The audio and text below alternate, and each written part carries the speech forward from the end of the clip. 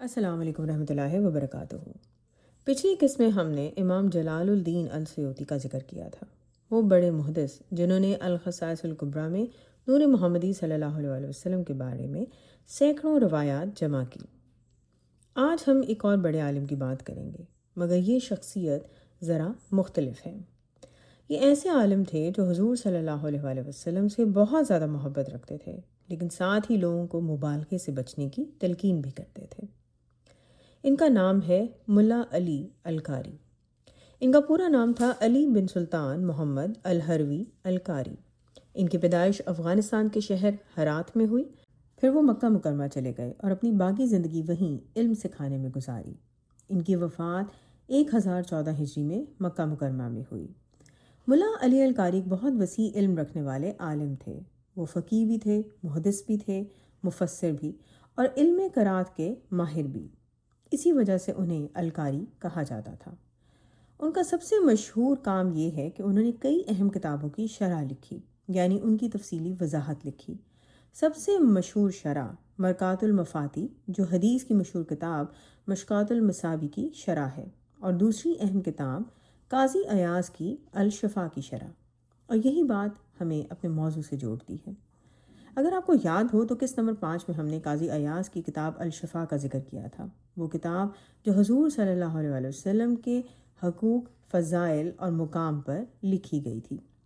صدیوں بعد ملا علی القاری نے اسی الشفا کی شرح لکھی، یعنی انہوں نے اس کتاب کو مزید کھول کر نسلوں تک پہنچایا۔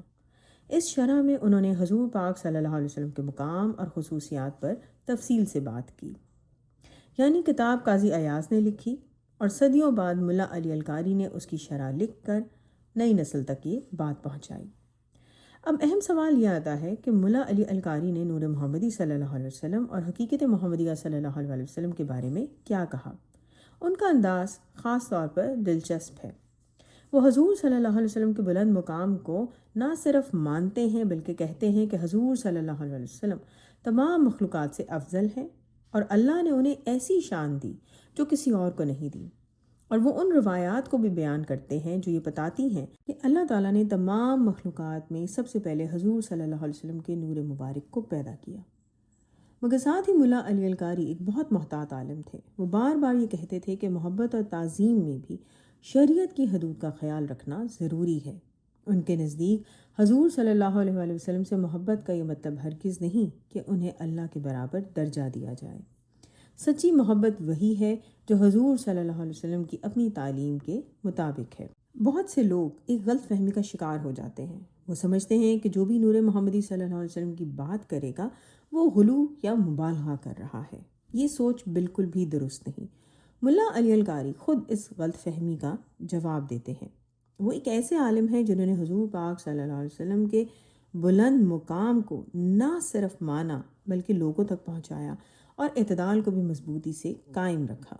ان کی زندگی ثابت کرتی ہے کہ اس روایت میں ہمیشہ ایسے علماء رہے ہیں جو متوازن، محتاط اور شریعت کے پابند تھے۔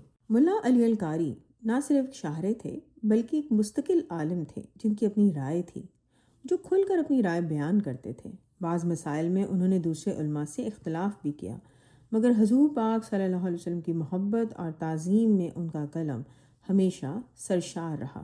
اسی لیے ملا علی القاری کا شمار ان علماء میں ہوتا ہے جنہوں نے علم اور محبت کو ایک ساتھ جمع کیا، اور یہی اس روایت کا اصل حسن ہے۔ انشاءاللہ اگلی قسط میں ہم ایک اور بڑے عارف اور عالم کی بات کریں گے جنہوں نے ابن عربی کی روایت کو ایک نئے دور میں زندہ رکھا اور حضور صلی اللہ علیہ وسلم کی شان میں بہت کچھ لکھا۔ دعا ہے کہ اللہ تعالی ہم سب کو حضور پاک صلی اللہ علیہ وسلم کی کامل معرفت عطا فرمائے۔ آمین ثم آمین۔ صلی اللہ تعالی علی حبیبہ محمد و آلہ وسلم۔